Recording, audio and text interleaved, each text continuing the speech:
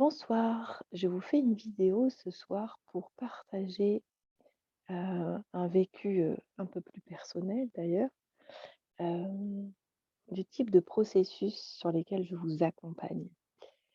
Et voilà, juste parce que je ressens que c'est approprié, juste et que ça peut être inspirant de vous le partager. Ce soir, j'avais une de mes louloutes qui n'était pas bien du tout. Et donc à table, voilà, elle était dans son mal-être et rapidement, elle a un peu déversé tout ce qui allait pas et puis ensuite elle s'est un peu fermée et 1 étape pour moi évidemment, ça a été d'observer un agacement. Il y a pas longtemps, j'ai déjà fait une vidéo où je vous ai en toute honnêteté aussi partagé, hem, l'agacement que je pouvais avoir, à certaines phases et je dois dire que je salue et j'honore tous les parents de la terre parce que, je crois vraiment que le rôle de parent est vraiment, une grande responsabilité, une grande traversée, que vraiment nos enfants sont des grands maîtres pour nous montrer où nous en sommes et voilà, c'est un sacré chemin, je crois, d'être parent.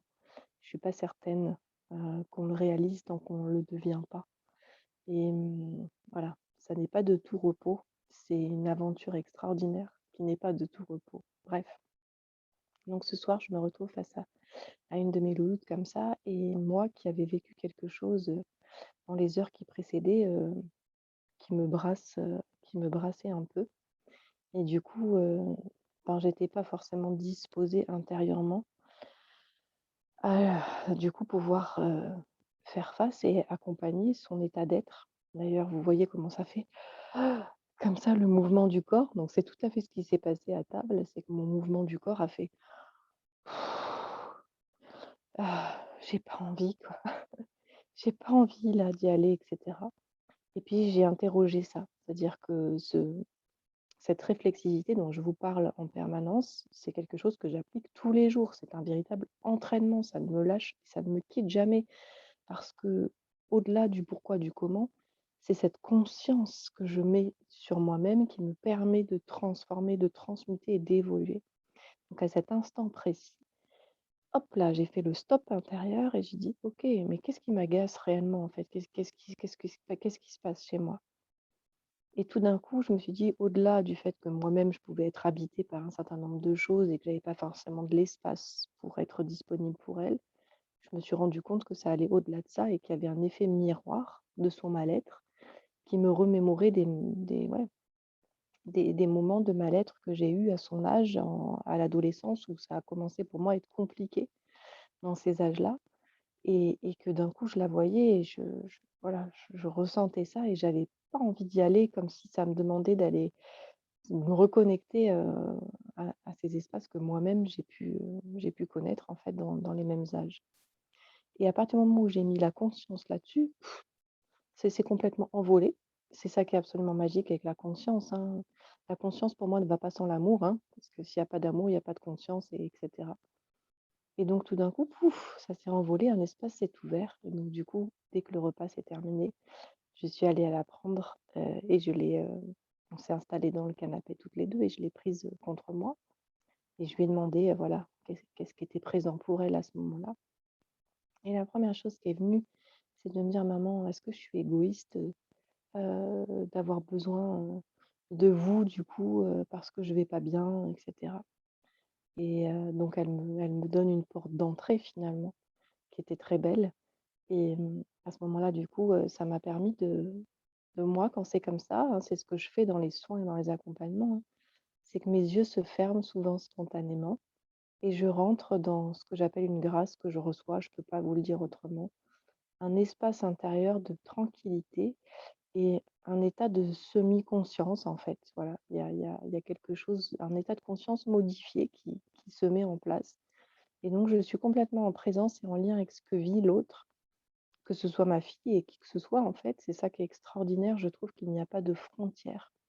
Après, il y a certaines limites quand c'est sa famille et je sais les reconnaître aujourd'hui et je sais aussi identifier les moments où c'est OK, les frontières sont pas là et je peux y aller. Donc là, j'y suis allée avec elle Et donc j'ai été comme ça avec les yeux fermés, l'avoir contre elle et tout de suite je lui ai demandé: «OK, est-ce que tu peux aller voir cette part de toi? Qui c'est? Qui c'est qui dit ça à l'intérieur de toi? À quoi ça ressemble? C'est qui ce petit personnage à l'intérieur de toi?» Et tout de suite elle me dit: «C'est un petit bonhomme tout noir». Je dis: «Ah bon, c'est un petit bonhomme tout noir?» «Oui, oui, c'est un petit bonhomme tout noir qui pense ça et il est très, très triste et il est tout seul dans son coin et hop!» Donc là on avance, hein, je ne vais pas vous faire tout le détail, mais je vais vous partager quand même deux trois éléments et deux trois moments, vraiment essentiels. Donc là, on connecte cette part intérieure, hein, du coup, qui avait émis cette pensée, d'égoïsme, si j'ose dire que je vais pas bien, si j'ose demander cette attention-là à l'autre et donc en l'occurrence à mes parents et en l'occurrence à moi, dans l'instant présent. Et ce petit bonhomme, je lui dis: «D'accord, et ça fait longtemps qu'il est comme ça, tout noir et tout triste et tout seul?» «Oh bah oui», ça me dit: «Ça fait longtemps qu'il est comme ça, ce petit bonhomme». «OK. Est-ce que tu peux lui demander s'il peut nous dire, depuis quel moment il est tout seul comme ça et tout noir, ce petit bonhomme et tout triste?» Et là, il y a 2 choses qui sont remontées. La première, le divorce, puisque elle a connu le divorce, puisque j'ai divorcé de son papa. Et la deuxième, une période plus récente où, elle a vécu une période où elle avait énormément de difficultés à s'endormir le soir et ça a duré quasiment 2 ans. Et donc elle me dit: «C'est dans ces 2 périodes-là que le petit bonhomme, il est devenu de plus en plus noir». OK. Et donc ce qui a été absolument merveilleux, c'est que ensemble, on a pu faire ce chemin d'aller rencontrer ce petit bonhomme, hein, et qui avait plein de choses à dire et du coup, ensemble, on lui a permis de regarder qu'est-ce qui était resté coincé pour ce petit bonhomme. Et ce sont des mécanismes que je vous partage là parce qu'en fait, c'est universel. Il y a beaucoup, beaucoup on est nombreux à porter ce mécanisme-là de faire passer l'autre avant soi, mmh. Les autres d'abord, moi après, hein, et moi-même je le connais par cœur, donc ça m'est aussi plus facile sans doute d'accompagner sur quelque chose que j'ai moi-même traversé et un des mécanismes que voilà, que je connais de l'intérieur, si je peux dire. Et donc on est allés ensemble visiter ça. OK, ce petit bonhomme, qu'est-ce qui s'est passé au moment du divorce? Qu'est-ce que c'est qu'il s'est retenu de dire finalement? Qu'est-ce qui est resté coincé? Qu'est-ce qu'il n'a pas osé? Et là, évidemment, ce qui est venu, c'est que, bah, il n'a pas osé prendre sa place. Papa et maman étaient en souffrance. Papa et maman, c'était compliqué. Et donc, petite louloute, et ben, elle a gardé ça et elle a minimisé ce que elle ressentait, ce que elle vivait pour ne pas venir rajouter à ce qu'elle voyait être à l'extérieur pour ses parents. Donc, quand c'est comme ça, intérieurement, je demande comment est-ce que c'est juste pour la personne de faire bouger les lignes? Voilà, je vais le dire comme ça. Et donc pareil, toujours dans cet état de semi de conscience modifiée et de présence, et bien, tout d'un coup, j'ai l'image, je reçois des images ou je reçois des phrases. Et là, j'entends clairement et je vois l'image d'un grand, porte-voix là, je sais pas comment on appelle ça, mais ouais, les grands porte-voix. Et je lui dis: «Est-ce que ton petit bonhomme, ça lui plairait de prendre un porte-voix là et d'aller trouver papa, maman et de leur crier comment il se sent là, au moment du divorce, au moment où toute la vie bascule, où tout son quotidien bascule à cette petite louloute?» Et tout de suite, ça a été un grand oui: «Ah oui, oui!» Et donc je dis: «Bah, vas-y, imagine-toi la scène. Tu as ton porte-voix, tu vas voir papa, maman et tu leur cries tout ce que il n'y a pas pu être sorti, tu attires leur attention. Là, ils ne peuvent pas faire autrement que de te voir et qu'est-ce qui se passe alors?» Et donc je la laisse faire son chemin et aller dans cet espace-là. Et c'est incroyable en plus avec, plus on est jeune, plus ça va vite, hein, parce qu'on a moins de couches, hein, évidemment que des adultes, hein. Et donc tout de suite elle me dit: «Ah oui, oui, ah bah, papa, maman, du coup, vous vous baissez et vous vous mettez à mon niveau, vous vous tournez vers moi, vous me regardez». Et bon, après il y a des tas de choses qui sont montées et qu'on lui a dites du coup, qu'elle nous voyait lui dire du coup. Et donc petit à petit, moi je ressens la vibration de vos parts intérieures, hein, que ce soit vos enfants intérieurs, vos parts intérieures, je les ressens, elles me traversent. C'est pour moi une grâce qui m'est donnée, de vivre dans les accompagnements. Et donc petit à petit, je ressens que son petit bonhomme là, Il y a quelque chose qui bouge, il y a quelque chose qui se transforme. Donc, j'écoute, je ressens, je questionne, je valide, s'il y a encore besoin d'autre chose, où on en est, et cetera. Bon voilà, on a avancé comme ça et puis ensuite on arrive sur l'espace, de cette période où, effectivement, elle a eu énormément de difficultés à s'endormir et là, rebelote, je reprends le même processus. OK, ce petit bonhomme tout triste, tout noir, qu'est-ce qui s'est passé pour lui à ce moment-là? Est-ce que est-ce qu'il a envie de reprendre le porte-voix pour ça aussi? Et qu'est-ce qu'il voudrait dire à papa? Qu'est-ce qu'il voudrait dire à maman? Et donc pour chacun, pour son père, ça a été quelque chose, pour moi, sa mère, ça a été autre chose à dire. Et vous voyez, je vous le partage, voilà, je vous le partage pas pour me glorifier de rien du tout, parce que le job, c'est elle qui l'a fait. Moi, j'ai juste ouvert des portes et parce que de toute façon, c'est pas forcément glorieux de vous dire que ma fille est restée 2 ans avec des problèmes de sommeil et que j'ai pas eu les moyens à cette période-là de l'aider, plus vite ou autrement. Donc, je vous partage vraiment cet exemple, juste parce qu'il est vraiment beau et parce qu'il y a du sens et c'est une belle illustration, je trouve, des processus de libération et de transmutation intérieure, en fait, tels que je les pratique. Donc voilà, ma petite louloute, elle a passé effectivement 2 ans à avoir des gros soucis pour s'endormir. On n'a pas réussi à l'accompagner, mieux que ce qui s'est passé sur le moment, c'est comme ça.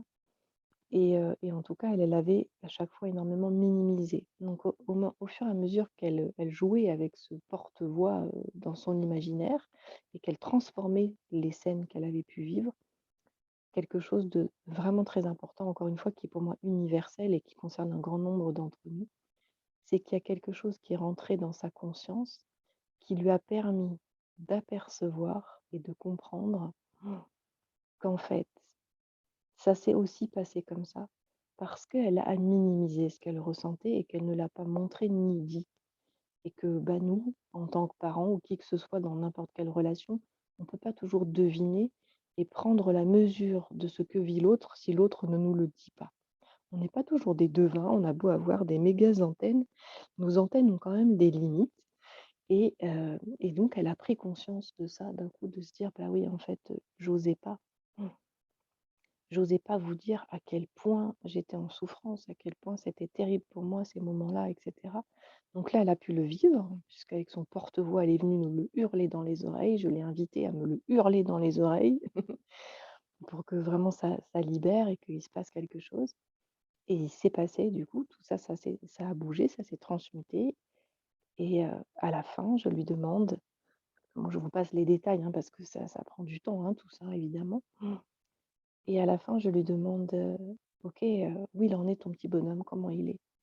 Est-ce qu'il est toujours noir, triste, seul?» «Ah non, non», elle me dit, il est plus du tout, il est plus du tout pareil, il est blanc mon petit bonhomme, il est bien» et là, elle me dit: «Et il a une couronne». Je dis: «Ah bon? Ton petit bonhomme, il a une couronne maintenant?» Elle me dit: «Ouais, il a une couronne». Et je lui dis: «À quoi elle correspond cette couronne? Est-ce que tu sais? Est-ce que tu peux me dire?» Elle me dit: «Ouais, c'est la couronne qui représente le fait qu'il ose dire, qui peut dire jusqu'où, comment il se sent, quelle que soit la circonstance en face, avec sa couronne, c'est comme un super pouvoir.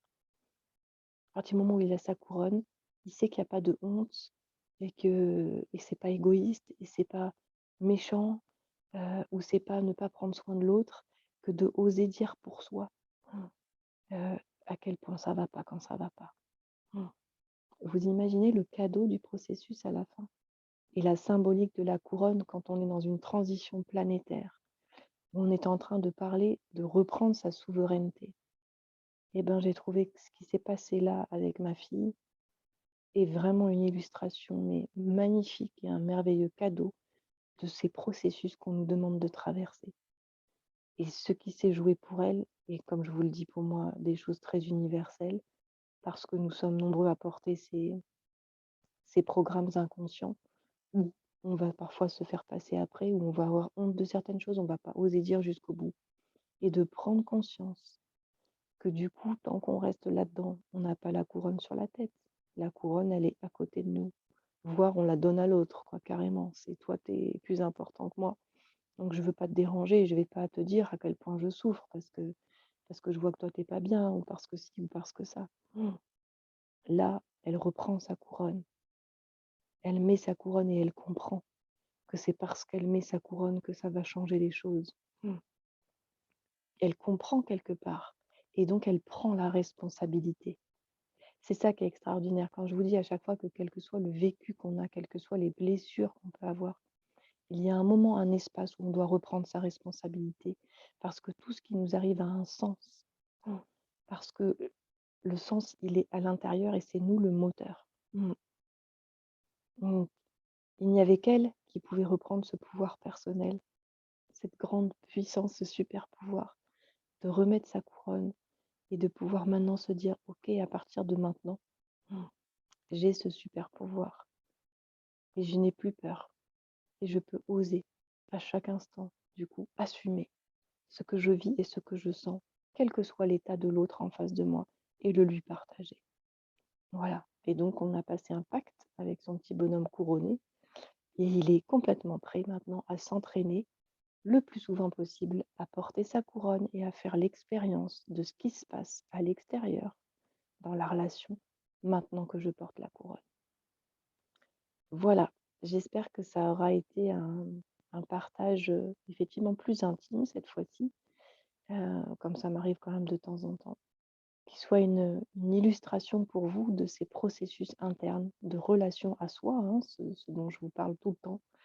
Comment je noue cette relation à moi, vous redonner ce message que à chaque instant, c'est possible de transmuter à l'intérieur de soi tout ce qu'on a pu vivre, de le rendre légitime et de créer un espace d'amour et de conscience qui fait que il y a quelque chose à l'intérieur de nous qui switch et qui peut ouvrir d'un coup à quelque chose d'aussi beau que ce à quoi elle est aboutie, c'est-à-dire se retrouver couronnée et reprendre sa place sur son trône, sa responsabilité, sa souveraineté pour créer autre chose à partir de maintenant. Donc tout ça, c'est possible. Ce sont les cadeaux vraiment de rencontre à soi que l'on peut s'offrir. Et si ça peut vous éclairer, vous inspirer, vous donner envie de faire pour vous-même aussi cette transmutation, eh bien, c'est une grande joie pour moi. Voilà, parce que moi, c'est ma grande mission, parce que moi, je reçois ça comme des grâces, d'être dans cette capacité à me relier avec vos vécus, vos parts intérieures, vos enfants intérieurs, etc. Toutes les parts de vous qui sont restées coincées, qui ont besoin de transmuter, d'évoluer, qui n'attendent que ça, qu'on leur tende la main. Donc, c'est un immense cadeau pour moi de pouvoir accompagner à ces niveaux-là. Et voilà, donc c'est une grande joie de l'illustrer là vraiment avec quelque chose hem, d'aussi joli et voilà. Donc bah, je vous raconterai peut-être des suites si jamais il y a suite, il y a et encore une fois, j'honore tous les parents car c'est un sacré chemin de pouvoir accompagner nos bouts de chou, dans leur propre traversée quand nous sommes nous-mêmes dans les nôtres. Voilà, parce que c'est vraiment le constat que je fais. Pour pouvoir accompagner ses enfants, ça demande déjà de savoir s'accompagner soi. Et ça, c'est un sacré job à temps plein. Prenez soin de vous. N'hésitez pas à commenter et à partager si ça peut aider, évidemment. Plus on est nombreux à transmettre les clés de la relation à soi et de notre évolution intérieure en conscience et en amour, plus le monde pourra se transformer. Je vous souhaite une belle nuit et je vous dis à bientôt.